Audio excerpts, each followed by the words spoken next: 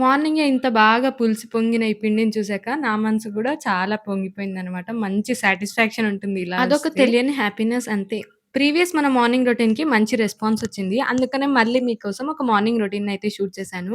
ఇక్కడ నేను లేచే కంటే ముందే మా అత్తయ్య అయితే లేచి ఇంట్లో అన్ని వర్క్స్ కంప్లీట్ చేశారు. ఫుడ్ ప్రిపేర్ చేశారు. ఇంట్లో క్లీన్ చేసి మాప్ పెట్టేశారు. బయట కడుగుతున్నారు. అన్ని పనులైతే అయిపోగొట్టేశారు.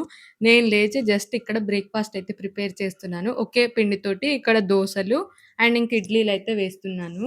ఇవి 2 అవుతుండగానే ఇంక థర్డ్ స్టవ్ మీద రెండిటితో పాటు వీటి కోసమయితే టమాటో, ఇంకా పల్లీలు కలిపి అయితే చట్నీ చేస్తున్నాను. ఇంకా అలా తర్వాత మా హస్బెండ్ ఆఫీస్‌కి వెళ్ళిపోయాక నేను కూడా ఫ్రెష్ అయిపోయి ఇక్కడ నా బ్రేక్‌ఫాస్ట్ అయితే కంప్లీట్ చేసేసాను.